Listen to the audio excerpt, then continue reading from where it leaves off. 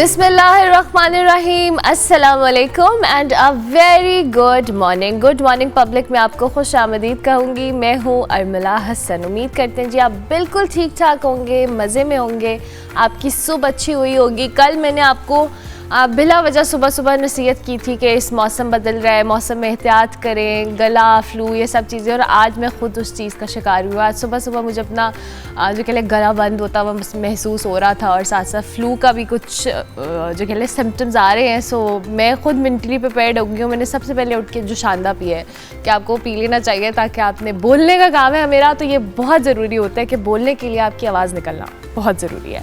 अच्छा जी, as usual हमारे पास सुबह सुबह आपको पता है कुछ खबरें होती हैं, पॉलिटिकल डिस्कशंस हम करते हैं। आज आप ये सोच रहे होंगे मैं यहाँ क्यों बैठी हूँ, क्योंकि आज जो हमारे इस डिस्कशन के लिए मेहमान है वो हमारे साथ सेट पे मौजूद हैं, उनसे बात करूँगी। लेकिन उसके साथ साथ जी बलूचिस्तान के हवाले से मैंने कल भी बात की थी। दहशतगर्द कार्रवाइयों के हवाले से मोसाखेल हो, बुलान हो, मस्तूंग हो, लसबेला, कल्लात में जो इंसदादे दहशतगर्दी और साथ साथ कत्ल, इक़दाम कत्ल और दीगर दफात के तहत 8 वाक़यात के मुकदमात CTD थाने में दर्ज कर दिए गए हैं। इस हवाले से भी तो मैं बात कर रही हूँ, जबकि दहशतगर्दों की लाशों की शनाख्त के लिए नादरा से रुजू किया गया है। वज़ीर आज़म शहबाज शरीफ ने वाज़े तौर पर यह कहा है कि दहशतगर्दी को ख़त्म करने का वक्त आ गया है। दहशतगर्दों के जो मज़बूम इरादे हैं उनको खाक में मिलाएंगे और साथ साथ दहशतगर्दों का खात्मा करके ही दम लेंगे। शोहदा की कुर्बानियाँ रायगा नहीं जाएंगी, ऐसा भी कहा प्राइम मिनिस्टर ने।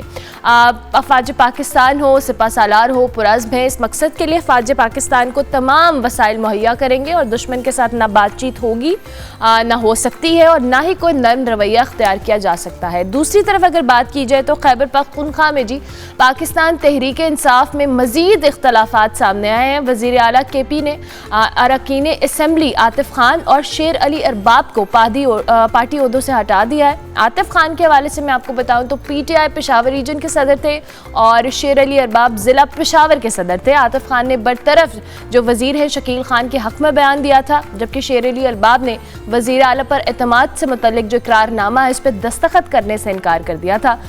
साबिक जो वज़ीर आज़म है शाहिद खाकान अब्बासी, उन्होंने कहा है कि मुल्क में जो इंतशार है, सियासी इंतशार है, इसके हवाले से भी और अदम इस्तेकाम पैदा करने की कोशिश की जा रही है।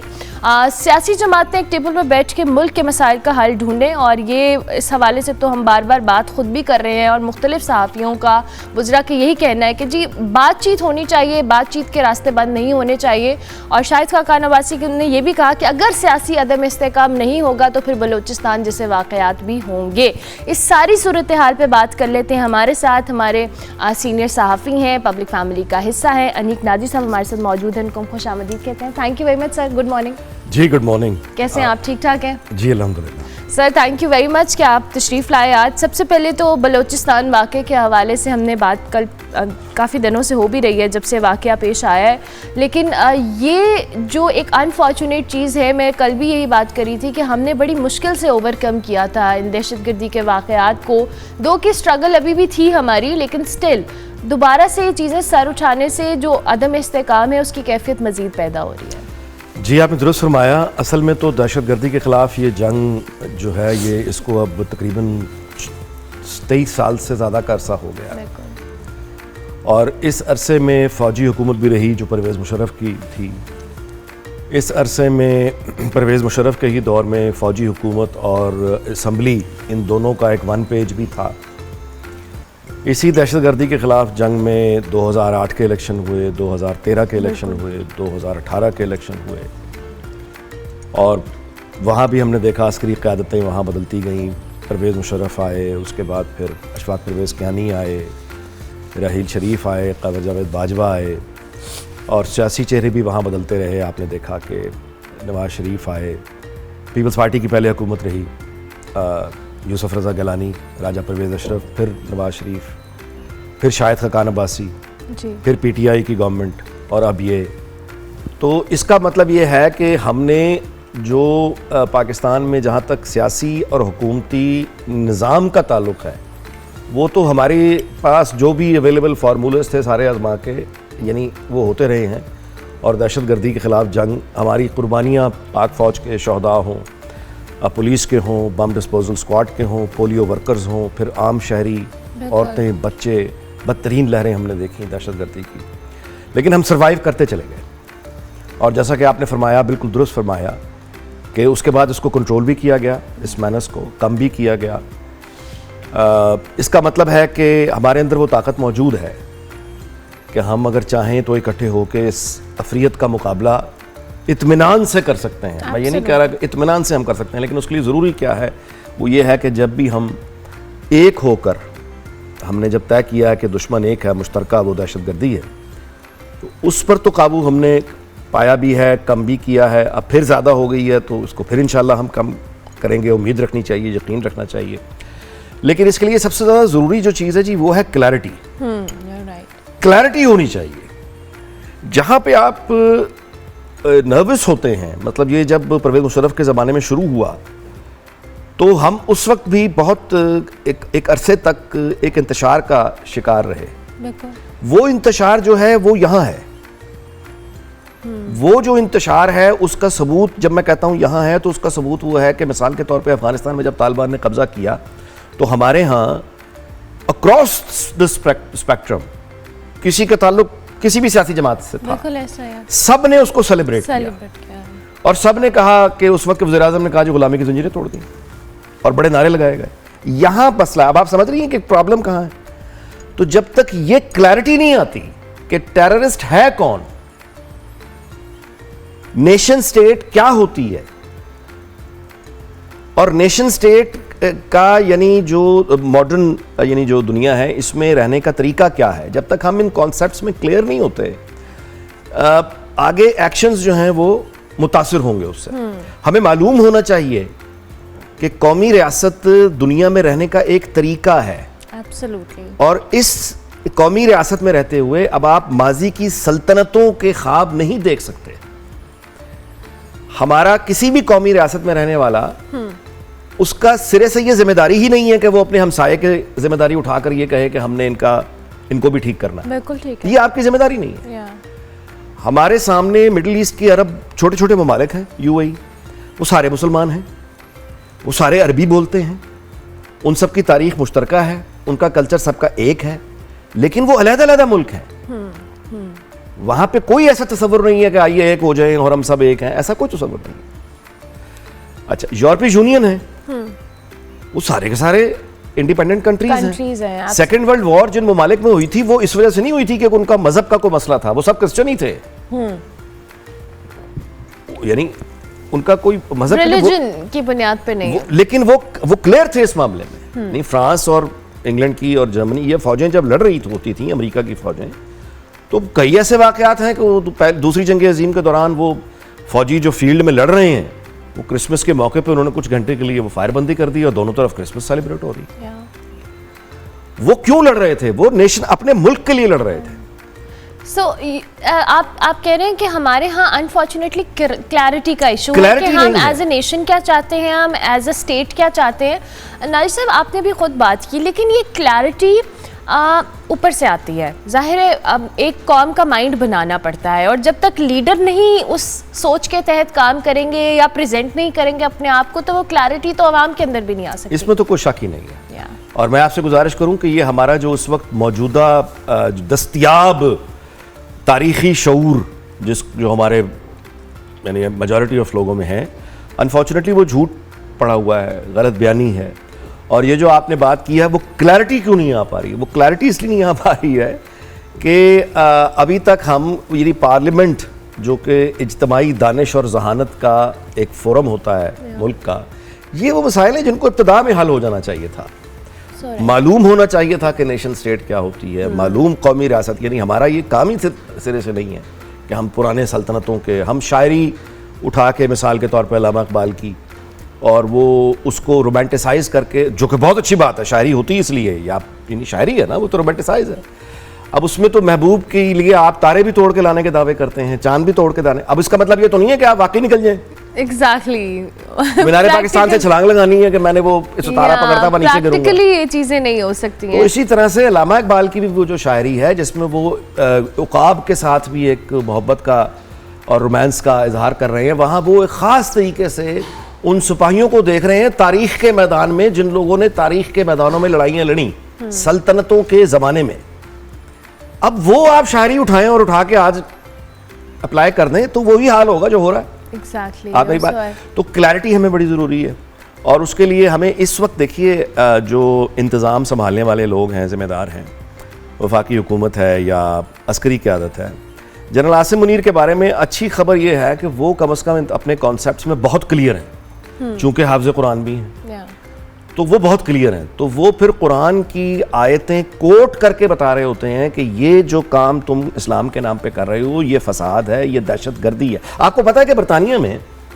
अभी जो फसाद हुए हैं जी, वो एक झूठी खबर एग्जैक्टली के ऊपर फसाद हो गए किया गया है। लेकिन जो असल बात है बरतानिया में, जो हमारे लिए बहुत बड़ा सबक है सीखने के लिए, वहां क्या हुआ जी, वहां बिल्कुल यही बातें हुई। टॉमी रॉबिन्सन मिसाल के तौर पे एक आदमी है, झूठा अकाउंट चलाता है ट्विटर पे और वो हर एंटी मुस्लिम है, तो वो हर प्रॉब्लम जो है वो मुसलमानों की वजह से है, हर प्रॉब्लम इमिग्रेंट्स की वजह से है, इनकी वजह से, अफलां की वजह से है। ट्विटर जो था फॉर्मर, उन्होंने उसका अकाउंट क्लोज कर दिया क्योंकि वो झूठ बोल रहा था, झूठ को प्रमोट कर रहा था। इलॉन मस्क आ गया, इलॉन मस्क ने आके वो सारे अकाउंट्स खोल दिए जिनको ट्विटर ने बैन किया था और ये कहकर खोले कि ये आज़ादी इज़हार राय पर, यानी फ्रीडम ऑफ स्पीच।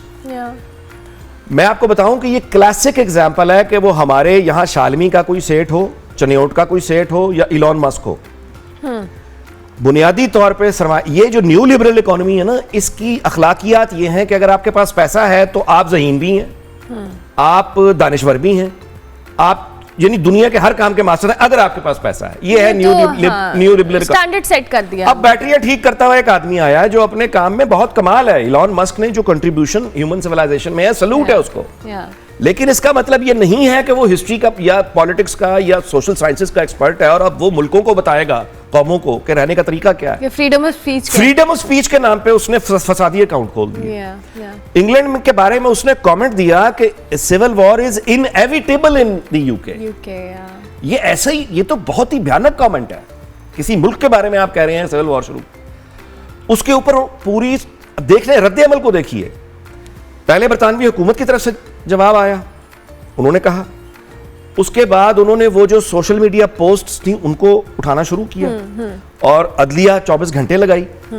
एक पोस्ट करने पर 18 महीने की उन्होंने सजाएं दी और उन लोगों को भी दी, मतलब 13-14 साल के बच्चे को भी दी, उस खातून को भी दी जो अपने घर में सिर्फ अपने खाविन की तीमारदारी करती थी, उसको भी 18 महीने की जेल दी, और जो ताकतवर थे यानी 69 ईयर्स ओल्ड मैन, उसको भी दी।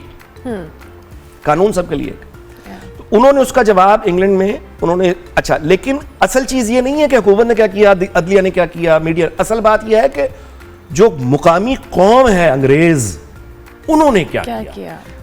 वेल्स हो, स्कॉटलैंड हो, आयरलैंड हो, इंग्लैंड हो, लोग निकले और उन्होंने क्या कहा, उन्होंने कहा कि not in my name.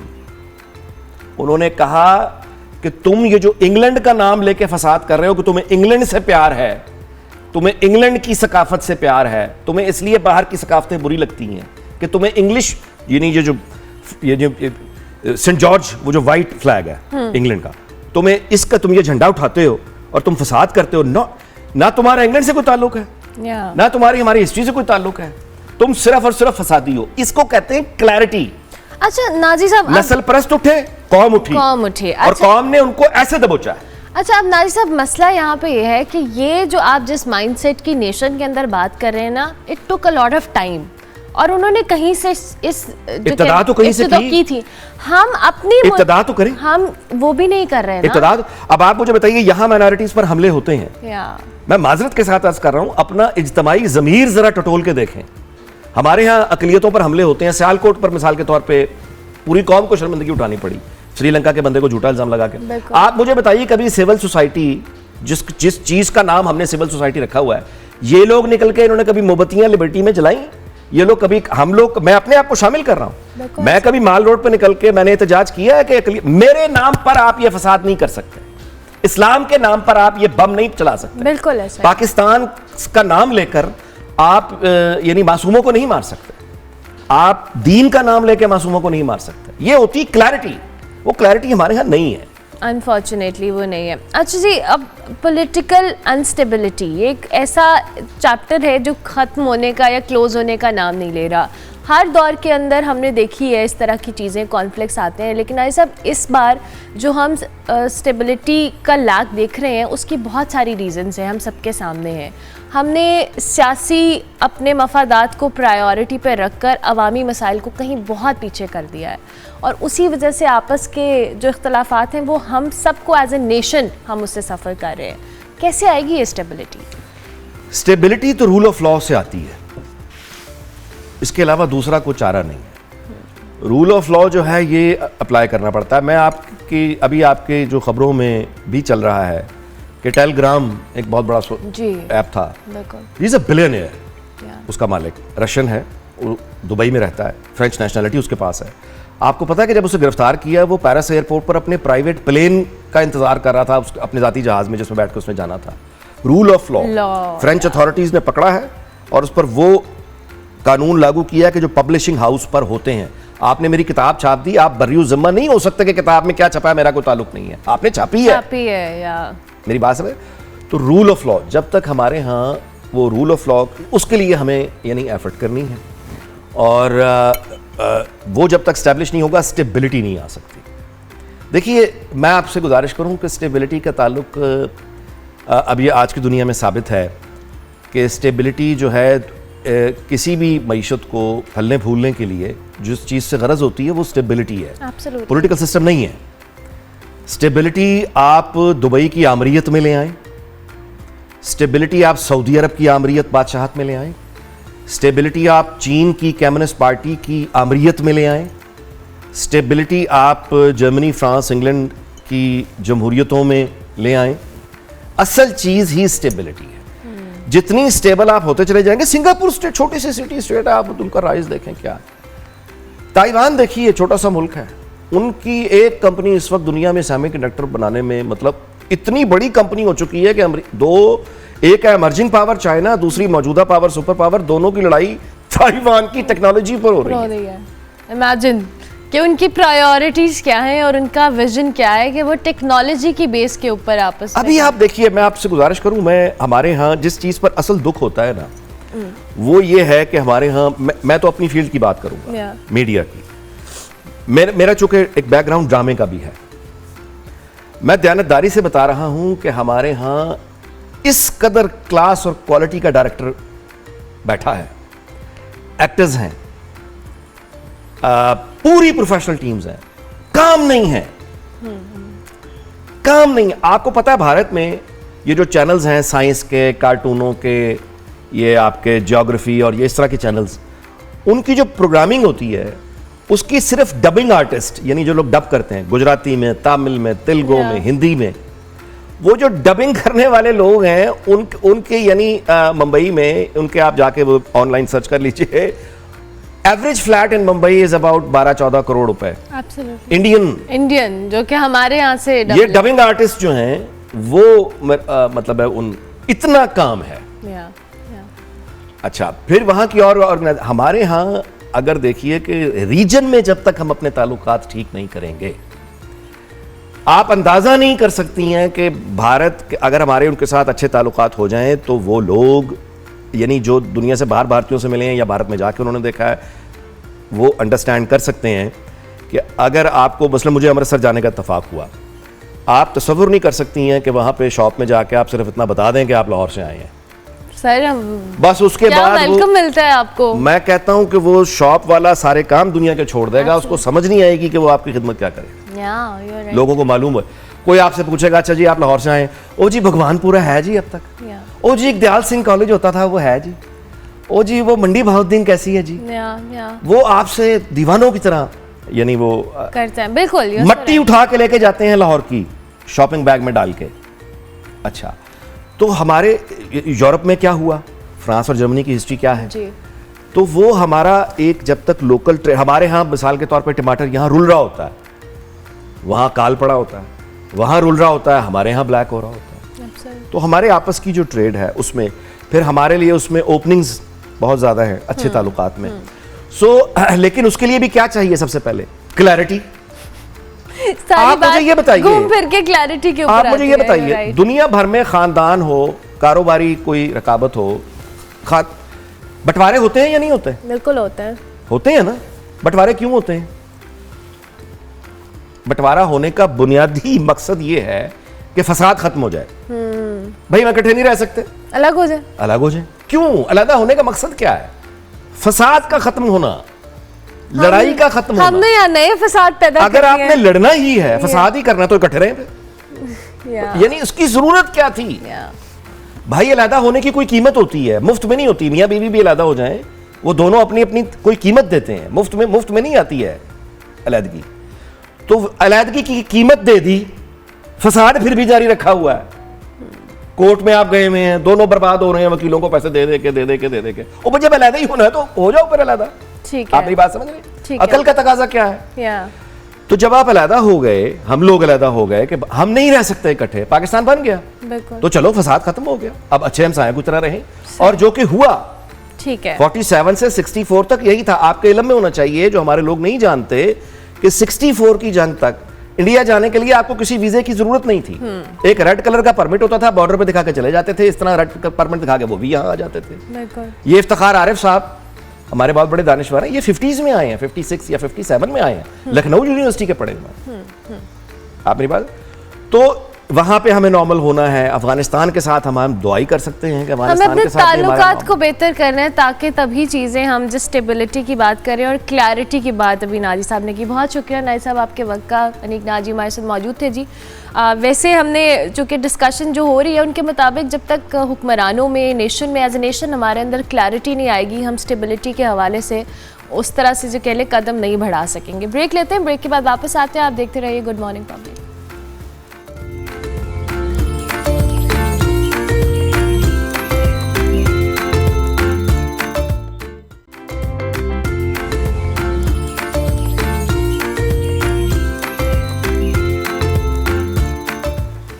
Welcome back to good morning public ji. Pakistan ने रवा साल जो शंघाई ताउन तंजीम है उसके CAG इजलास के लिए शिरकत के लिए SCO के रहनुमाओं को दावतनामे भेजे हैं, जिसमें भारतीय वज़ीर आज़म नरेंद्र मोदी भी शामिल हैं।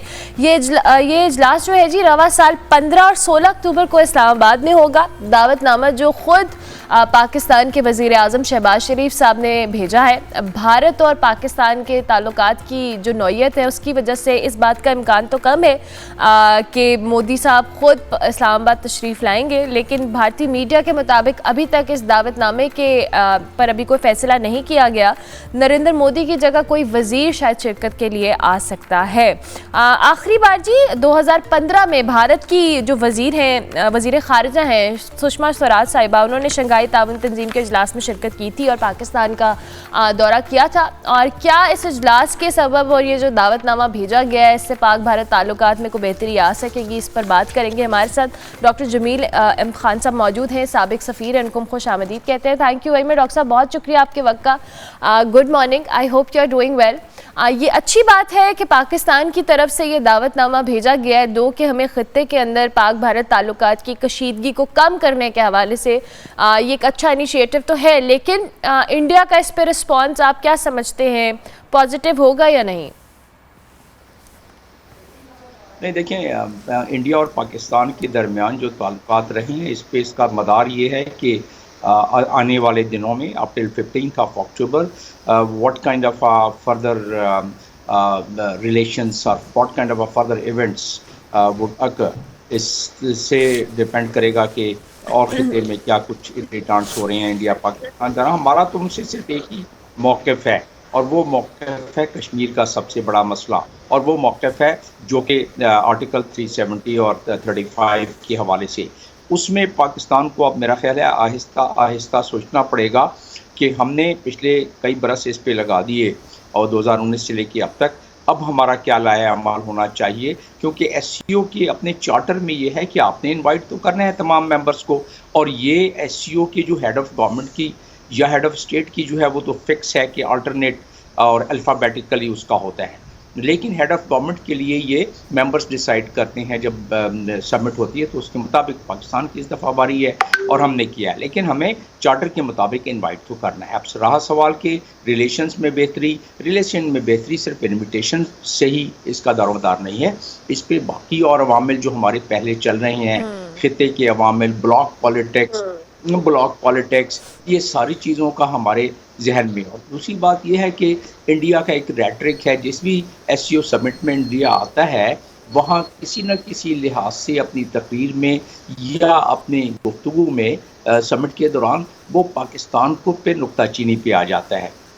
और उसकी नुक्ताचीनी सबसे बड़ी ये है कि उसने कोशिश की है कि पाकिस्तान को टेररिज्म के हवाले से, एक्सट्रीमिज़म की सपोर्ट के हवाले से हमेशा उसमें खींच लाई। हालांकि एससीओ का मकसद कुछ और है। एससीओ के मकसद में जो दरीना मसाइल हैं पड़ोसी ममालिक के, उसको डिस्कस नहीं किया जा सकता है। इसीलिए तो वो बिटवीन द लाइन हमेशा इसकी एक नुक्ताचीनी कर देता है। अब रहा सवाल कि नरेंद्र मोदी साहब आते हैं नहीं आते हैं, उसका अगेन डिपेंड करता है कि बाकी जो मेंबर कंट्रीज़ हैं वो इस मामले में कोई क्वाइट डिप्लोमेसी करते हैं, क्योंकि उनका यही वतीरा रहा है कि वो किसी और को नॉमिनेट कर देते हैं। इस दफ़ा जो इंटरेस्ट नज़र आ रहा है इंडिया का और उनके प्राइम मिनिस्टर का, जिसमें वो रशिया भी गए हैं और यूक्रेन भी गए हैं, वो चाहते हैं कि अपनी एक बैलेंस्ड किस्म की खारजा पॉलिसी, जो किसी हद तक कामयाब भी है इंडिया के, ईरान के साथ भी, अमेरिका के साथ भी,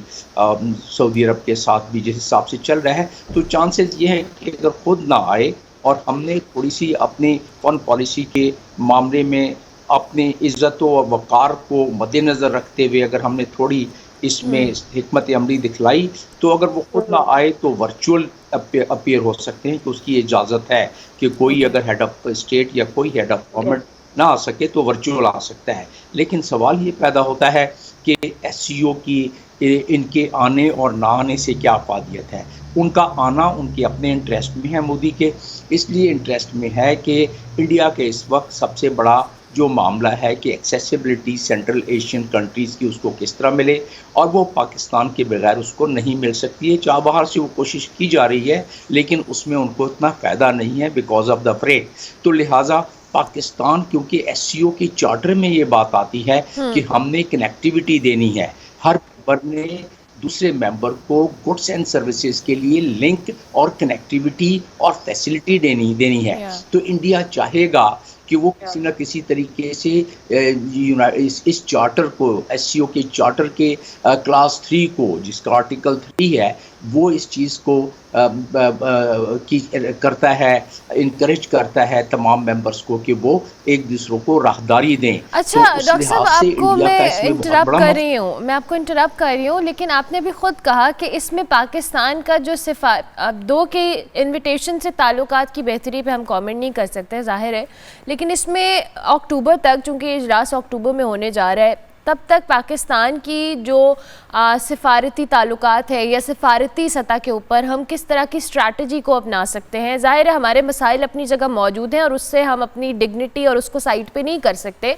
हमने एक चीज़ को अगर कन्वे करना है तो उसमें सारे फैक्टर्स को मद्देनज़र रखना है। But at the end of the day ये भी इम्पॉर्टेंट है कि ख़ित्ते के अंदर पाकिस्तान के रोल के हवाले से और पाक भारत ताल्लुकात के हवाले से हम डिनाई नहीं कर सकते कि इनमें बेहतरी आना ज़रूरी भी है स्टेबिलिटी के लिए। वी ऑल नो कि आपने अभी इंडिया के हवाले से कहा कि ईरान हो या दीगर कंट्रीज़ हों, उन्होंने अपनी जो सफारती सतह पे बड़े अच्छे इक़दाम कर रहे हैं, वो कोशिश कर रहे हैं, तो इसमें पाकिस्तान का क्या रोल हो सकता है?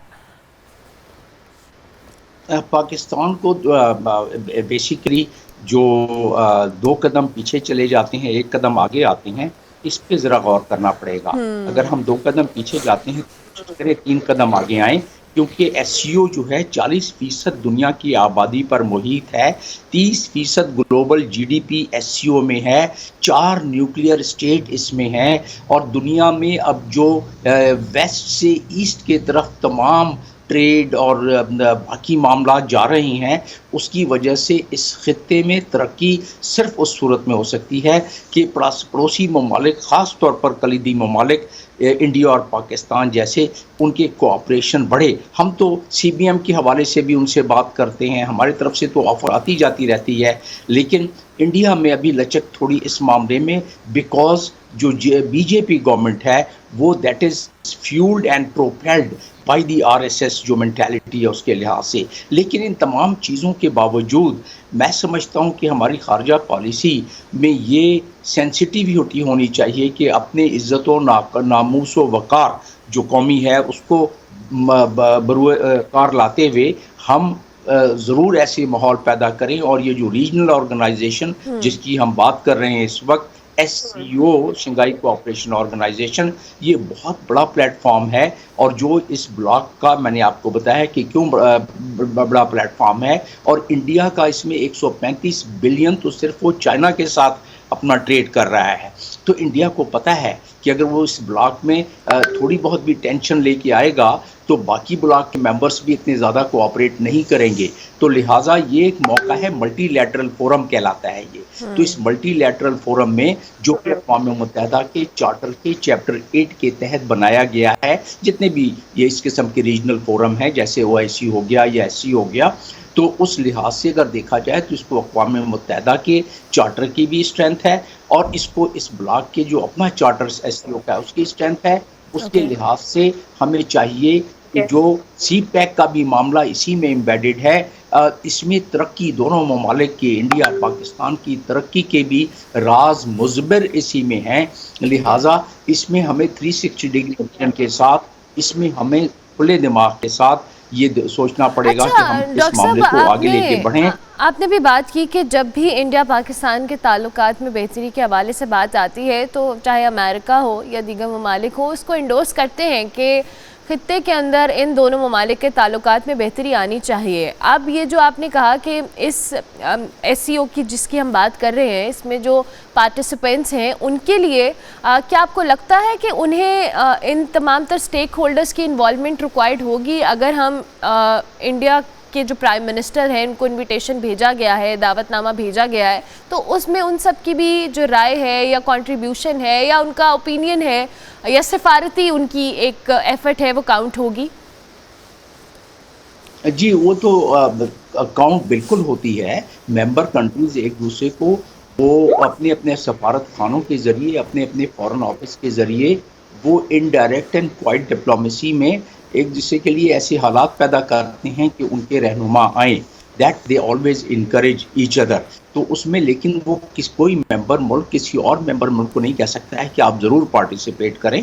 और उसकी वजह से, क्योंकि इस चार्टर में ऐसी कोई बात दी नहीं हुई है कि अगर कोई मेंबर हेड ऑफ स्टेट या हेड ऑफ गवर्नमेंट 3 दफ़ा ना आए तो उसकी मेंबरशिप ख़त्म हो जाएगी, ऐसा कोई जिक्र नहीं है चार्टर में। तो लिहाजा इसमें यह है कि ये quite diplomacy, multilateral diplomacy, member countries की जहाँ जहाँ प्रेजेंस है उसके मुताबिक वो एक दूसरे की हम आहंगी पैदा करने के लिए वो खुद ब खुद रहे होते हैं। और हमें भी चाहिए कि इस प्लेटफॉर्म को इस काम के लिए इस्तेमाल करें ताकि participation. Thank you very much doctor साहब, बहुत शुक्रिया। डॉक्टर जमील खान हमारे साथ मौजूद थे, फॉर्मर एम्बेसडर। पाकिस्तान होस्ट करने जा रहा है जी शंघाई ताउन तंजीम का जो इजलास है, उसमें इंडिया को दावतनामा भेजा गया है। उसके हवाले से भारतीय मीडिया के मुताबिक अभी तक कोई हतमी फैसला नहीं आया, बट स्टिल डॉक्टर साहब के मुताबिक कि आइंदा आने वाले दिनों में जो ताल्लुकात हैं वो इसी सारी सिचुएशन को बेहतर तौर पर वाज़ेह करेंगे टिल अक्टूबर। सो हम ब्रेक लेंगे, ब्रेक के बाद वापस आएंगे। आप देखते रहिए good morning public.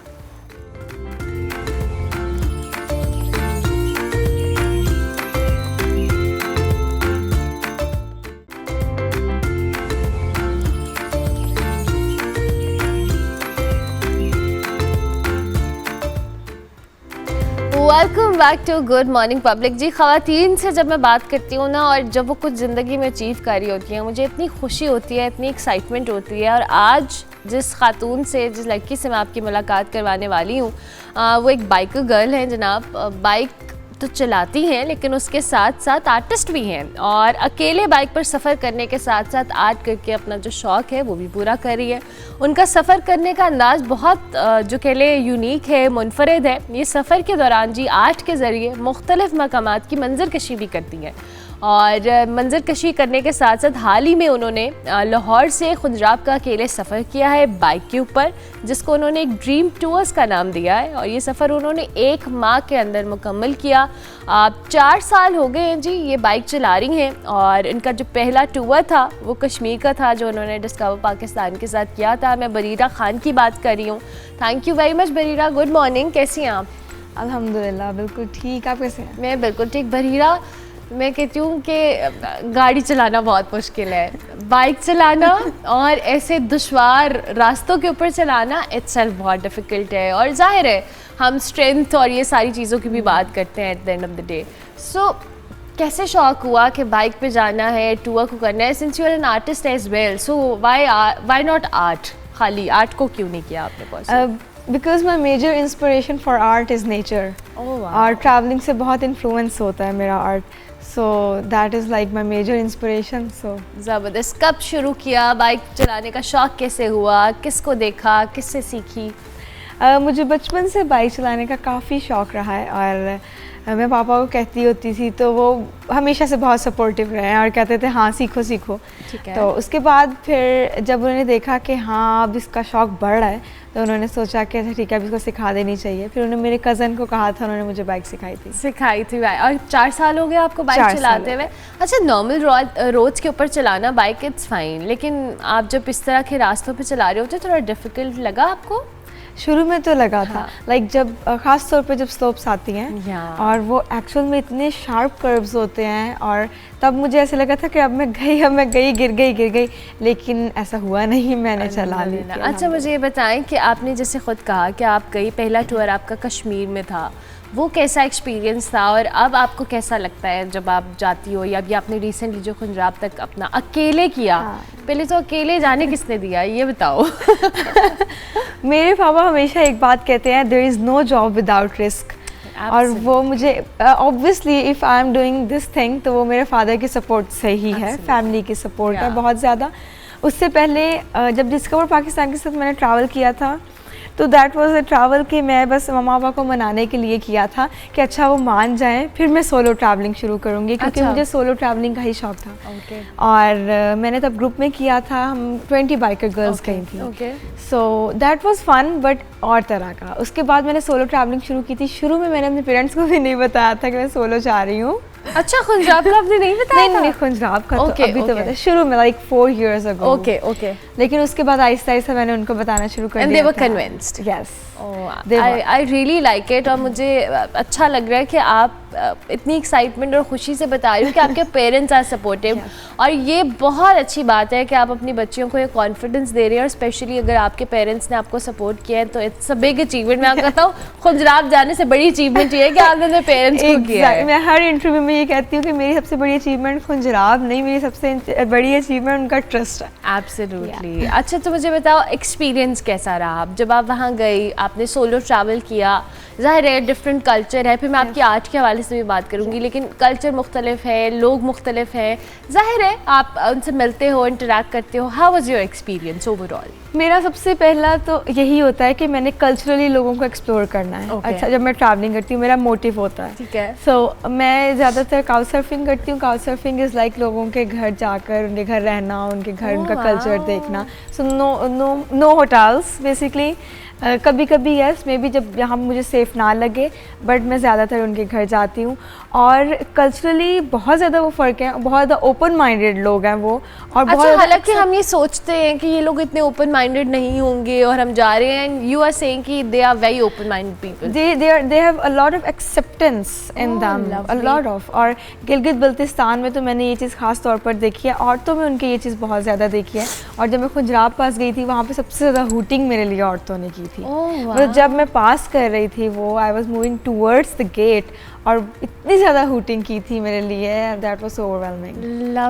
Lovely, that's so exciting. अच्छा, जब आप लोगों के घरों में जाते हो, जाहिर है आपने कहा कि ये भी एक डिफरेंट एक्सपीरियंस है, कैसा आपको लगता है attitude towards you and you know कि अब ख़वातीन अब इस तरह से जा रही हैं एज अ टूरिस्ट भी इन इलाकों में, और ज़ाहिर एक सॉफ्टर इमेज ही दे रही हैं दुनिया भर को, सो उनका रिस्पांस कैसा होता है? वो मुझे खुद इनवाइट करते हैं तो मैं जाती हूँ। अच्छा, आप उनसे पहली बार वहाँ में? एग्जैक्टली। सो इट्स लाइक के मे बी मैंने कोई इंस्टाग्राम पे पोस्ट लगाई है तो someone is like inviting me, लेकिन मैं उसको डबल चेक कर रही हूँ कि कौन है कौन नहीं। ठीक है। और फिर उसके बाद अगर मैं वहाँ गई हूँ, जैसे अहमदाबाद जब मैं गई थी, इट्स अ स्मॉल विलेज, ठीक है, साथ में बहुत उसका ट्रैक भी बहुत कच्चा है जाने का, वहाँ पे जब मैं गई हूँ और वहाँ मुझे एक आदमी ने कहा है कि मेरे घर आ जाएं, और मैं थोड़ा सा सेफ्टी के हवाले से मैं ज़रूर ये बात करूँगी कि देखना चाहिए कि आपको जाना है कि नहीं। हाँ, डबल चेक आपको करना चाहिए। फिर मैंने उनसे पूछा कि आपके घर कौन है, उन्होंने कहा मेरी वाइफ है, उन्होंने उससे भी मिलवाया और फिर वो आई हैं, मुझे लेके गई हैं।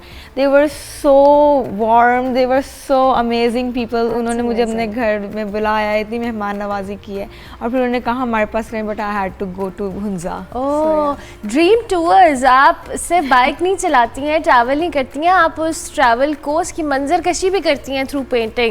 आज तो ये बताएं, ये कैसा डिफरेंट एक्सपीरियंस है आपके लिए? I just want to transfer my art at the nature on canvas. So मैं चाहती हूँ कि जो दुनिया जो मैं देख रही हूँ उसको मेरी नज़र से लोग देखें on my canvas. So I am also studying in NCA right now. मेरा thesis year है, so वो मेरा एक थीसिस प्रोजेक्ट भी निकल रहा है साथ में। I am also working with it, और जो रंग मैं कैनवस पे लगाती हूँ मुझे दुनिया में हर रंग वो नज़र आया है। ओह वाह, तो मुझे ये बताओ कि जब आप ट्रैवल करें उस दौरान आप कैनवस के ऊपर अपने कलर्स पकड़ते, ज़ाहिर है आपके सामने एक इमेज है, आप उसको उसी वक्त अकेले आर्ट फॉर्म में ढाल रहे हो, वो ज़्यादा एक्साइटिंग होता है या वापस आती हो या बनाती हो, इस तरह से बताओ? नो, मैं इस तरह से पिक्चर से नहीं बनाती, मैं लाइव आर्ट करती हूँ। Live art, so it's always there, like पीछे जो मैंने ट्राई किया होता है उसके अंदर एक कैनवस मैंने रखा होता है और पेंट्स रखे होते हैं, मैं ईजर लगा के उधर ही पेंट करती हो, किसी भी व्यू के आगे बैठी and you are capturing. Oh lovely, कितना अच्छा। अच्छा, सबसे पसंदीदा जगह अभी तक की कौन सी रही जहाँ पे ट्रैवल किया है, जिसको कैनवस पे उतारने में बहुत मज़ा आया हो? हाँ, दैट वाज, मैं भूरबन जा रही थी और रास्ते में I saw beautiful view with the pink sky. That was actually a pink sky. वो सिर्फ पिक्चर्स में जो हम देखते हैं ना, वो फोटोशॉप नहीं होता, मुझे लगता था कि शायद फोटोशॉप होता, but I saw it with my eyes. तो वो मैंने ट्रांसफ़र किया था ऑन माय कैनवस। लवली। तो अच्छा, मुझे बता आगे क्या प्लान है, कहाँ जाना है, कौन सा टूर है जो लाइन किया हुआ है कि अच्छा मैं यहाँ पे जाऊँ? एक तो ये कि हज़ारों ख्वाहिशें ऐसी कि हर ख्वाहिश पे दम निकले। ख्वाहिशें ख़त्म नहीं होती। पूरी दुनिया मुझे, like I want to travel the world and want to travel with my canvas. और अभी मैंने जो जाना है रिसेंट, वो सिंध है। सिंध जाना है इंशाल्लाह, और मैं चाहती हूँ कि आप दुनिया देखें और आप अपनी आंखों से देखी हुई दुनिया हमें भी दिखाएं अपने कैनवस पे, अपनी पेंटिंग्स में। And I am really glad कि आप जैसी लड़कियाँ हैं, बहादुर हैं और इस तरह से करती हैं, because obviously eight the end of the day हम लड़कियां, हमें कहीं ना कहीं बहुत सारे कंसर्न्स होते हैं और बहुत सारी चीज़ें होती हैं। We are so proud of you. आपको अल्लाह ताला अपने हिफ्ज़-ओ-मान में रखे, आप जहाँ भी जाएं खूबसूरती से पाकिस्तान को दिखाएं और दुनिया को भी देखें। Thank you very much Bareera. Bareera Khan हमारे साथ मौजूद थी जी, she is a biker girl और साथ साथ आर्टिस्ट भी हैं, पाकिस्तान घूम रही हैं, अब सिंध जा रही हैं। हम कोशिश करेंगे कि आपको इनसे कनेक्टेड रखें, या जो भी देखेंगे सिंध के अंदर और अपने कैनवस पे उतारेंगी, हम अपने शो में शामिल करने की कोशिश करेंगे। मुझे ब्रेक लेनी है, ब्रेक के बाद वापस आएंगे। आप देखते रहिए गुड मॉर्निंग पब्लिक।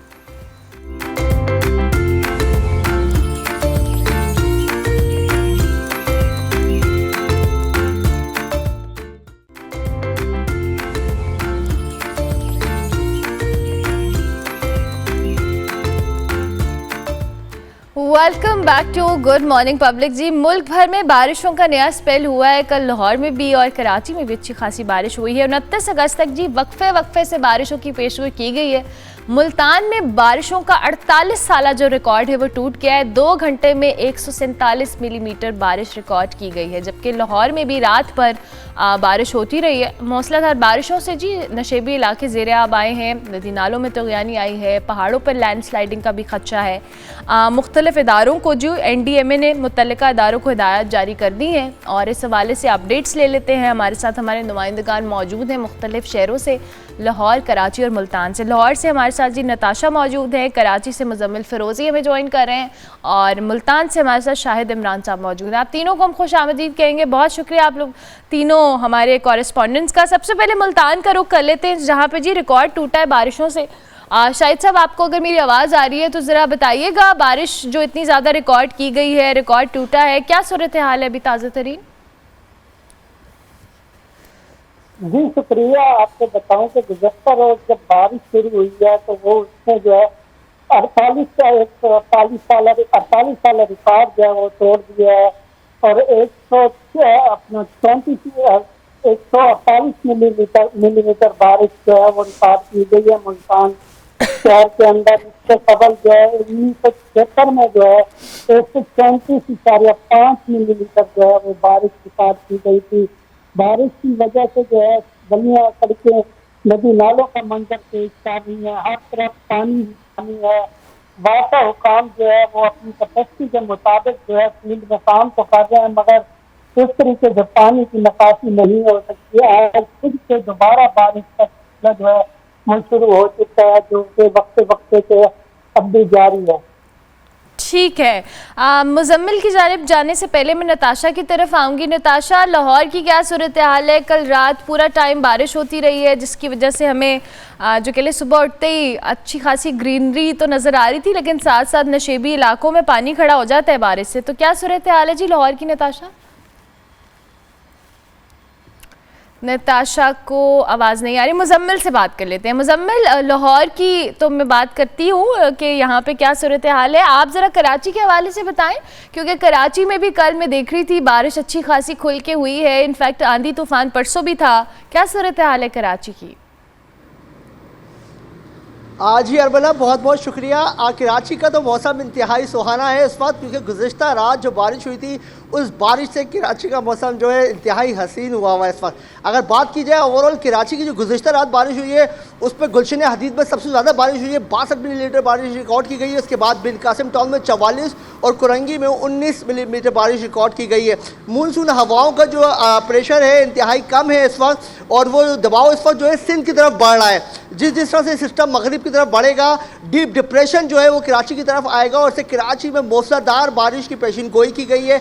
आज से लेकर 30 अगस्त तक जो है वो मूसलाधार और तूफ़ानी हवाओं के साथ जो है बारिश की पेशिन गोई की गई है। शहर कराची वाले काफ़ी दिनों से इस तरह की बारिश के मुंतज़िर थे, और अब मगर मसला ये है कि अरबला जो 2 दिन से हम बारिश देख रहे हैं वो कराची में रात के वक्त बारिश होती है, जो इसको शहरी सही तरह से इंजॉय नहीं कर पा रहे हैं। आज जो है सुबह के वक्त जो हल्की फुल्की बारिश हुई है, जब मैं आपको रिपोर्ट कर रहा हूँ यहाँ पे भी हल्की हल्की फुहार पड़ रही है। बारिश का मौसम जो है इस वक्त इंतहाई दिलफरेब है।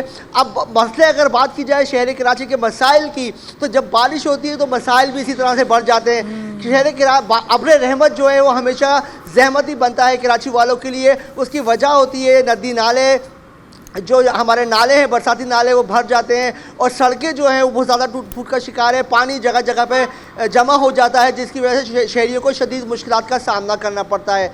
ओवरऑल अगर मैं बताऊं अरमला आपको, तो शहर कराची में जो है वो 43 बड़े नाले हैं और 514 जो है वो छोटे नाले हैं जिनकी सफाई होना थी। जिनको जो 513 नाले हैं वो जो हैं मेयर कराची के अंडर आते हैं, जिनमें बड़े नाले जो हैं वो भी NDMA और जो PDMA हैं वो उसको करवा रहे हैं साफ, लेकिन वो इस तरह से साफ़ नहीं हो सके हैं जिस तरह से होना चाहिए था, जिसकी वजह से बार बार अर्बन फ्लडिंग का खदशा जाहिर किया जा रहा है। ठीक है, मुजम्मिल आपकी एक्साइटमेंट बता रही है कि वाकई इस वक्त कराची में मौसम बहुत अच्छा है, और अच्छी बात है, कराची वालों को अच्छा मौसम एंजॉय करने का मौका मिलना चाहिए और भरपूर मिलना चाहिए। नताशा, आप बताएं, आप मौसम एंजॉय कर रही है या लाहौर में कोई पानी वानी भी खड़ा है? क्योंकि मैं अभी जहाँ से आई हूँ वहाँ पे तो इतना पानी नहीं था बारिश के बाद। क्या सूरत हाल है जी लाहौर की? अरमला, लाहौर के मौसम की बात करते हैं तो लाहौर का मौसम इतना खुशगवार नहीं है जितना हमें मुजम्मिल ने बताया कि कराची का मौसम खुशगवार है।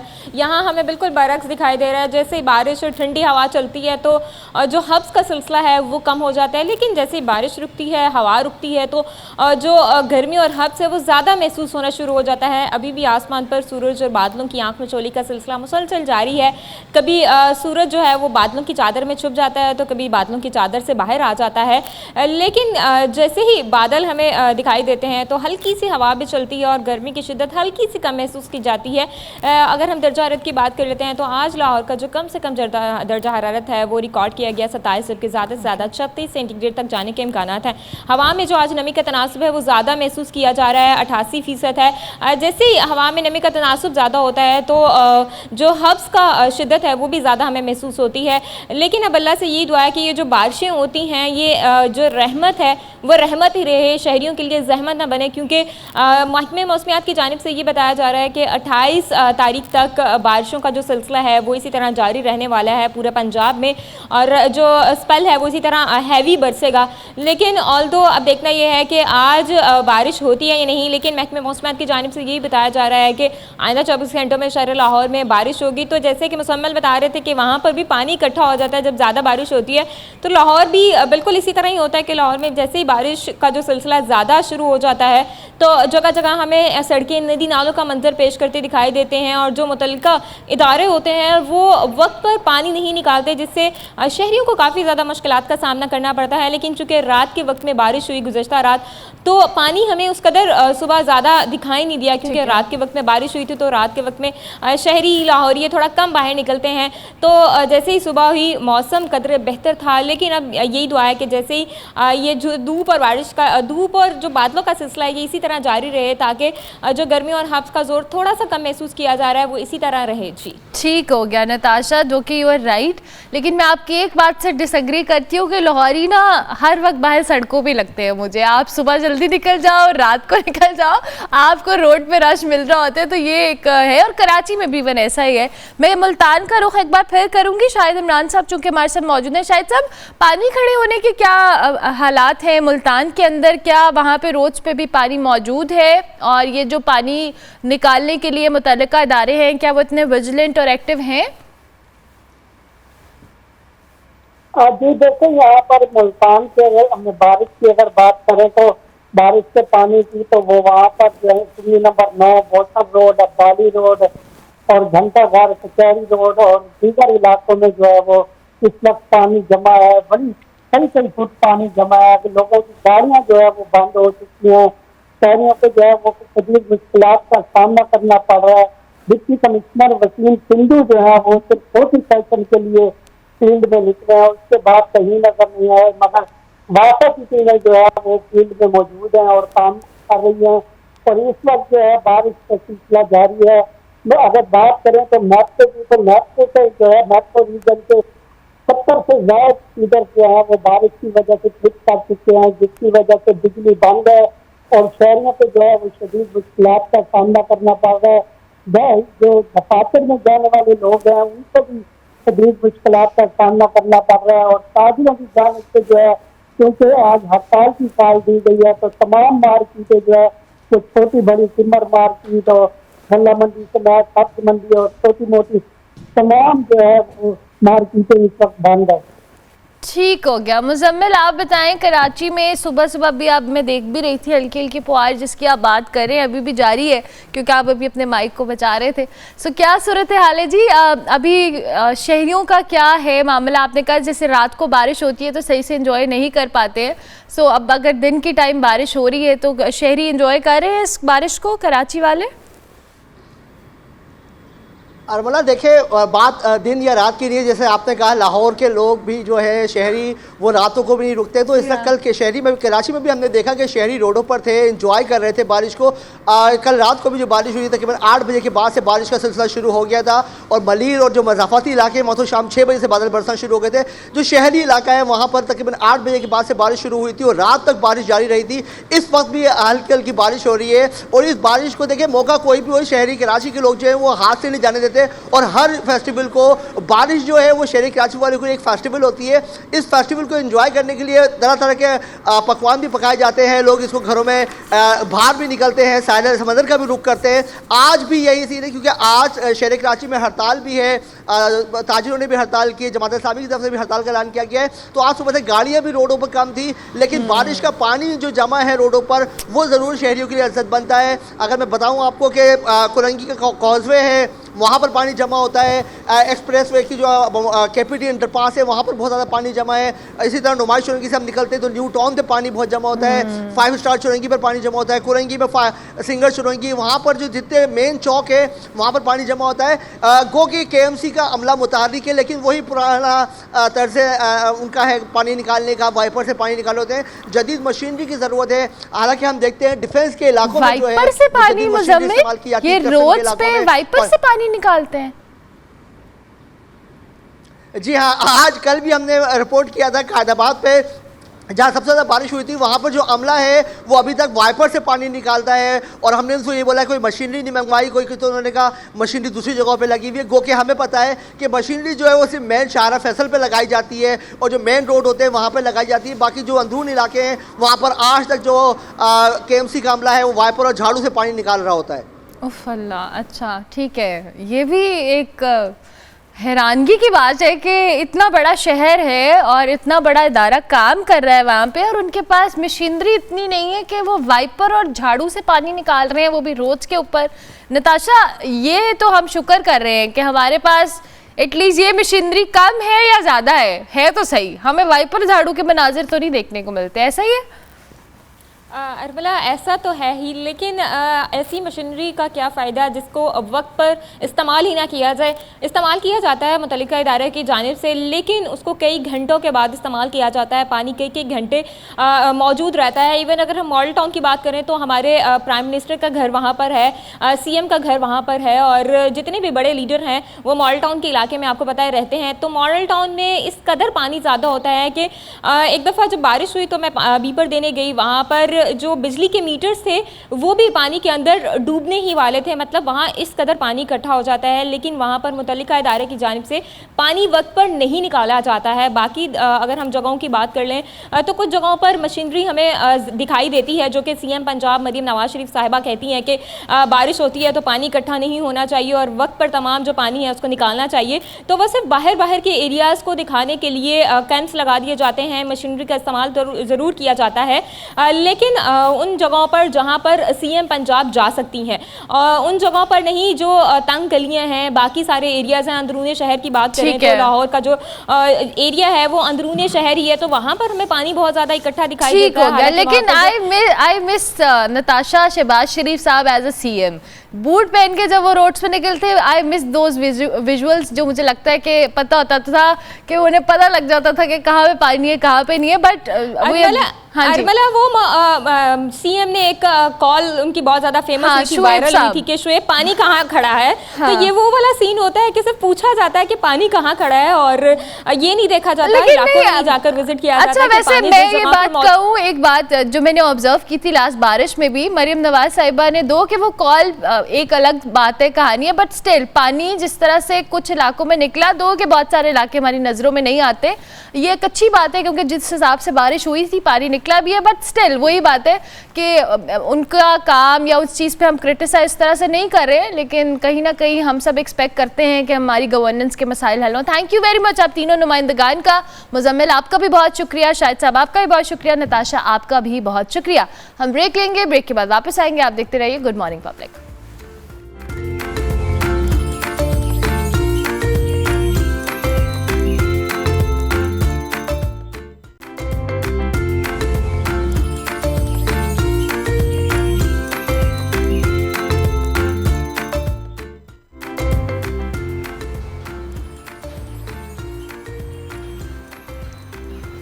Welcome back to good morning public. Break के बाद वापस आ गए जनाब, और आपको पता है कि हम आपकी मुलाकात अपने शो में मुख्तलिफ आर्टिस्ट से करवाते रहते हैं जो ज़बरदस्त काम कर रहे हैं अपनी अपनी फील्ड में। आज हमारे साथ जी लाइबा अयूब मौजूद हैं जो कि एक विजुअल आर्टिस्ट हैं, और आप हमारे सेट पे उनके आर्ट पीसेस देख रहे हैं, तो लाइबा से उनके काम के हवाले से जानेंगे। अस्सलाम वालेकुम लाइबा, कैसी हैं आप? अस्सलाम, मैं ठीक हूँ। अच्छा लाइबा, सबसे पहले तो मुझे ये बताएं कि अभी आप क्या पढ़ी हैं, कब से इस आर्ट से आप वाबस्ता हैं? आर्ट से तकरीबन मुझे 4 से 5 साल हो गए हैं कि मैं कर रही हूँ। बाकी मैं बचपन से ही इस चीज़ का मेरे अंदर थोड़ा बहुत टैलेंट था, फिर आगे मैं उसको पढ़ाई में लेके गई और अब मेरी ग्रेजुएशन कंप्लीट हो गई है। मैंने गुलबर्ग कॉलेज फॉर वुमेन से ग्रेजुएशन की है। ठीक है। और आजकल मैं अपना ऑनलाइन काम सेल कर रही हूँ जो कि डिफरेंट कंट्रीज़ में सेल हो रहा है। ओके। और इसके अलावा साथ साथ मैं इंस्टाग्राम के थ्रू अपने कमीशन वक्त सेल कर रही हूँ। ओह वाह। अच्छा मुझे ये बताओ कि किस तरह का काम आप करती हो, अपनी आर्ट आपकी किस टाइप की है? मुझे ज़्यादातर रियलिस्टिक काम पसंद है, पोर्ट्रेट्स का, फेमिनिज़म पे, और मेरा बस एम होता है कि मैं रियलिस्टिक काम करूं, मतलब जितना डीप हो सकता है उतना करूं। ठीक है। जितना उसको डिटेल वर्क कर सकती हूँ उतना। और ज़्यादातर आप पोर्ट्रेट्स में काम करती हो? जी, पोर्ट्रेट्स, स्केचेस और इस तरह के। तो आपने अपनी पहली ज़िंदगी की कौन सी ऐसी पेंटिंग बनाई थी जो आपको याद हो? मैंने जब मैं बहुत छोटी थी तब बनाती थी, लैंडस्केप्स बनाती थी, तो मुझे इस चीज़ का आइडिया नहीं था कि फ़ाइन आर्ट्स एक प्रॉपर सब्जेक्ट है। तो यही था कि ऐसी कुछ कार्टून्स बना लिए, लैंडस्केप था, जो मेरा फर्स्ट लैंडस्केप था वो बहुत अच्छा था। ओके। तो आगे पता नहीं था कि मैं प्रॉपर एक आर्टिस्ट बनूंगी, क्योंकि मुझे इस फील्ड के बारे में पता ही नहीं था। एंड टाइम पे मुझे पता चला बैचलर्स में जाके कि जी हम फाइन आर्ट्स भी रख सकते हैं, तो ये है। ज़बरदस्त। अच्छा, ये मुख्तलिफ पेंटिंग्स में ही पढ़ी हैं, जो आपकी फेवरेट है जिसके बारे में आप एक्सप्लेन करना चाहो, सबसे पहले बताओ कौन सी वाली? ये वाली जो है ये मेरी फेवरेट वन है। Okay. और ये मेरा फाइनल पीस अब तक का। इसके बाद अभी मैंने आगे फेमिनिज्म पे और काम नहीं किया, ये मेरा थीसिस वर्क है। इसका जो मेन कॉन्सेप्ट था वो ये था कि एक है वुमेन इन ट्रेडिशन, कि हमारी जो औरतें हैं वो ट्रेडिशन में अपने आप को फुल उन्होंने उसमें इन्वॉल्व हुई हुई हैं। तो जो इसके ऊपर जो एक ब्लैक कलर का हैंड है वो ये रिप्रेजेंट कर रहा है कि ब्लैक कलर सोसाइटी है, जो जिस तरह सोसाइटी एक औरत को लेके चलती है, ठीक है, और वो इस चीज़ को आगे अपनी जनरेशन में ट्रांसफ़र कर रही है। मतलब वो स्टॉप नहीं हो रही, मतलब वो उसको एक्सेप्ट भी कर रही है, जैसे हमारी माएँ, हमारी दादियाँ वगैरह इस ट्रेडिशन में रहती हैं और उसको एक्सेप्ट करती हैं। आगे वो अपने बच्चों में, अपनी बेटियों में वो चीज़ कर रही हैं, ट्रांसफ़र कर रही हैं। तो इस पेंटिंग में अगर आप देखेंगी तो जो ब्लैक कलर है वो जो बेटी के ऊपर जो माँ का हाथ है उस पर ब्लैक कलर जो है फेस पे नज़र आ रहा है, मतलब उसमें ट्रांसफ़र हो रहा है। तो बस मैं ये चीज़ इस चीज़ में दिखाना चाह रही हूँ। अच्छा, अब ऑब्वियसली एक आर्टिस्ट की ऑब्जर्वेशन बहुत ज़्यादा होती है और वो टुवर्ड्स सोसाइटी चीज़ों को लेके बहुत सेंसिटिव भी होता है। ये जो आप फेमिनिज्म की आप बात कर रहे हो, जिस पे आप काम कर रहे हो, क्या ऑब्जर्व करती हो? ये जब आपने एक आइडिया सोचा है जिसको आपने अपने कैनवस पे उतारा है, लेकिन इसके पीछे मुख्तलिफ आइडियाज़ भी होंगे, ब्रेनस्टॉर्मिंग भी की होगी कि अच्छा ऐसे ऐसे ऐसे, क्या आइडिया थॉट प्रोसेस होता है? ये हमारा काम तब स्टार्ट हुआ था जब हमें थीसिस करना था और मुझे एक टॉपिक चूज़ करना था। तो मैंने चूज़ किया फेमिनिज्म पे। नॉर्मली लोग वायलेंस के ऊपर जाते हैं, जो कि बहुत नॉर्मल हो गया आजकल, सभी अब्यूज़ के ऊपर पेंटिंग्स बना रहे हैं। तो मैंने उस टॉपिक को चूज़ किया जिसमें हम जो कि नहीं है इतना लाइक मेंटल वायलेंस, जो कि नज़र नहीं आता, ठीक है, पर आपकी ज़ात में, आपकी फीलिंग्स में वो होता है, आप बज़ाहिर आपके फेस पे नज़र नहीं आ रहा है। तो आप मेरी कोई भी पेंटिंग देखेंगे किसी भी आपको वायलेंस शो नहीं होगा, पर नॉर्मल फेस हैं, जैसे वो वाली भी है, वो स्माइल कर रही है, पर उसके इनर वाली फीलिंग्स वो प्रोमिनेंट नहीं है। तो मैंने इस पे काम किया कि इन इमोशंस पे किया जाए जो कि देख नहीं सकते पर एक्चुअली में एग्जिस्ट करते हैं, और हम उसको वैल्यू भी नहीं देते। ये एक नॉर्मल बात है, तुम खामोश रहो, नॉर्मल बात है। हाँ, अगर आप कोई खामोश है उसको कुछ नहीं करे। अच्छा, आप अब चूँकि आप अपनी पेंटिंग्स की बात कर रही हो, ये आपने एक बहुत स्माइलिंग फेस बनाया, और वो वाली पेंटिंग के हवाले से बताओ, वो क्या आइडिया था आपका? ये मेरा स्टार्ट का काम था, और इसमें आप देखें जो लड़की के मुंह से जो कीड़े निकल रहे हैं, वो बेसिकली जो कीड़े हैं उनका एक पूरा कॉन्सेप्ट है कि इन कीड़ों का नाम है जाइंट आइसोपोड, ठीक है। इनकी नेचर ऐसी होती है कि ये समंदर की बिल्कुल गहराइयों में रहते हैं और ये अपने लिए बिल्कुल स्ट्रगल नहीं करते। इनको जो भी चीज़ मिल जाती है, इवन तो कि मुर्दा भी चीज़ हो तो वो भी खा लेते हैं। तो मैंने इसको एक रिलेट किया एक औरत से कि उसको जिस तरह रखा जाता है वो उसी में ही रहती है।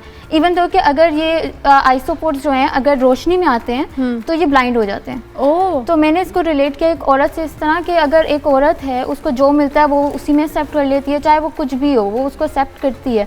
और एक अगर आप रिलेट करें एक जाहिल औरत को एक पढ़ी लिखी औरत से, तो जाहिल औरत जब माशरे में आएगी तो वो एक तरह से ब्लाइंड होती है। तो ये मेरा इसके साथ था। Very deep and very interesting. मुझे बताओ लाइबा, ये आपका ज़्यादातर पेंटिंग्स में हमें ख़वातीन नज़र आ रही हैं, मतलब आपका फेमिनिज्म का चूँकि आपने बताया थीम भी है, लेकिन ये क्यों, why every piece of your depict that? मैंने आपको जैसे स्टार्ट में बताया कि मुझे रियलिस्टिक काम करना था, और मुझे रियलिस्टिक काम करना था तो मुझे पोर्ट्रेट्स बनाने थे।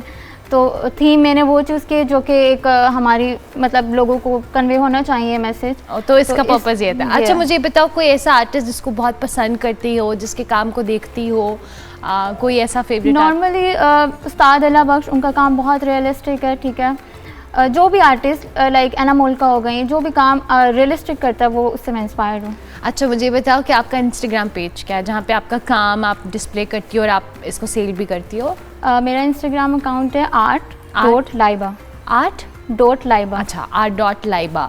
तो आप अपने सारी पेंटिंग्स वहाँ पे मतलब डिस्प्ले करती हो और लोग पसंद कर रहे हैं, कैसा रिस्पॉन्स आ रहा है? आजकल रिस्पॉन्स बहुत अच्छा मिल रहा है, पहले इतना नहीं मिलता था क्योंकि ज़ाहिर सी बात मैं पढ़ रही थी तब, पर अब ये कि इसको प्रॉपर मैं लेकर चल रही हूँ और मतलब प्रॉपर बूस्टिंग वगैरह, रील्स वगैरह ये सब कर रही हो तो सारा वो कुछ। बहुत अच्छा रिस्पॉन्स। अच्छा, तो कस्टमाइज काम भी करी हो लोगों की जी। पसंद के मुताबिक भी? जी, ये बेसिकली ये जो पोर्ट्रेट्स होते हैं पाकिस्तान में इतना पसंद नहीं करते, तो ये काम जो है ये बाहर के लोग बाय करते हैं। बिल्कुल ठीक तो है। वो ऑलमोस्ट मेरी 5 to 6 पेंटिंग्स है जो डिफरेंट कंट्रीज में चली गई और वो लोग बहुत अप्रिशिएट करते हैं कि आपका काम बहुत डीप है।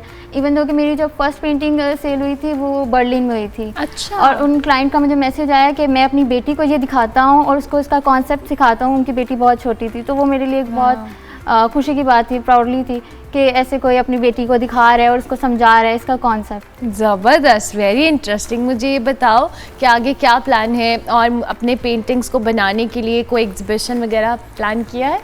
एग्जीबिशन वगैरह इतना इजी नहीं है मेरे लिए, Yeah. बिकॉज मैं कोई बहुत हाई फाई कॉलेज से नहीं हूँ। लाइक अगर मैं NCA से होती है, PU से होती तो मुझे नहीं, इजीली आपका काम बहुत अच्छा है। काम अच्छा है, पर एग्जीबिशन के लिए आपको थोड़ा नाम भी चाहिए होता है। पर अभी इसी तरह ही है कि मैं अपना काम बाहर से करोगे। लोग एग्जीबिशन लगाते हैं पर वो एग्जीबिशन की हद तक ही होते हैं, काम सेल बहुत कम लोगों का होता है। ओके, सो अच्छा, आप मुझे ये बताओ कि एक पेंटिंग बनाने में कितना टाइम लगता है? अब जैसे कि ये वाली पेंटिंग है, Yeah. इसको मुझे 1 month लगा था।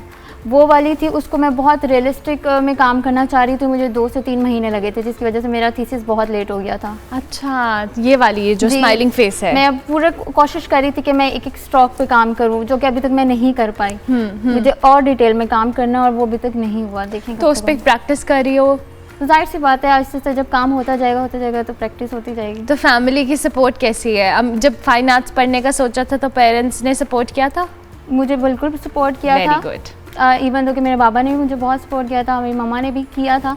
पापा चाहते थे कि डॉक्टर बनूं, पर ये नहीं हो सका था पॉसिबल, क्योंकि मैंने ICS रखा हुआ था। नहीं, ठीक है, अगर उन्होंने आर्ट में सपोर्ट किया इट्स गुड। हर एक के पेरेंट्स चाहते हैं उनकी बेटी डॉक्टर बने, लेकिन अगर वो अच्छा काम करती है तो उसको अप्रिशिएट भी करते हैं and they will be so proud of you. और बहुत अच्छा काम है माशाल्लाह, अल्लाह ताला आपको और तरक्की दे, आप अपने बड़े बड़े एग्जीबिशंस करें। इसके लिए आपको किसी हाई फाई कॉलेज जाने की ज़रूरत नहीं है, आप अपने काम से बहुत हाई फाई कर सकती हो सब कुछ। सो लाइबा अयूब से हमने आपकी मुलाकात करवाई, जो कि विजुअल आर्टिस्ट हैं, इनका काम बहुत ज़बरदस्त है। art.laiba इनका पेज है इंस्टाग्राम, वहाँ जाएं, इनके काम को देखें।